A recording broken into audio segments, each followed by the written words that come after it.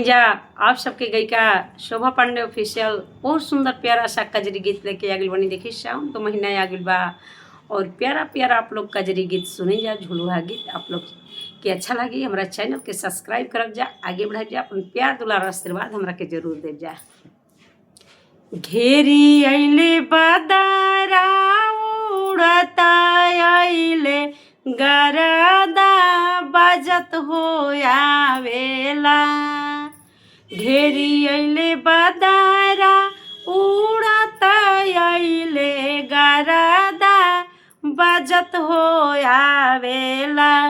वृंदावन के बंसुरिया बजत हो आवेला।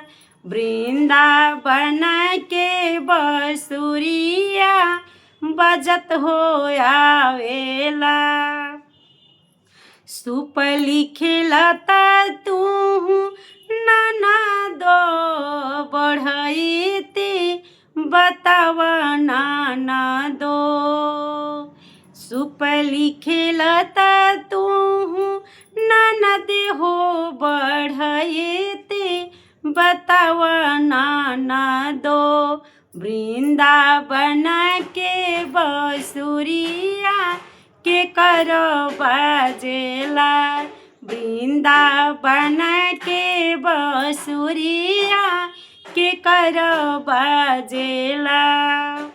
कर कर भाभी हो राम रसोइया जोगी के बाजेला। वृंदावन के बंसुरिया जोगी के बाजेला। वृंदावन के बंसुरिया जोगी के बाजेला। गुलिया खेलता तू देवरू बढ़ईता बताव देवरू। वृंदावन के बंसुरिया के कर बाजेला। वृंदावन के बंसुरिया के कर बाजेला। खोल भाभी लुगारी पहिरल भाभी चुनारी भैया के बाजेला। वृंदावन के बंसुरिया भैया के बाजेला। वृंदावन के बंसुरिया भैया के बाजेला। ऐसन ननदो के गमना करइबो नहीं हो कहली।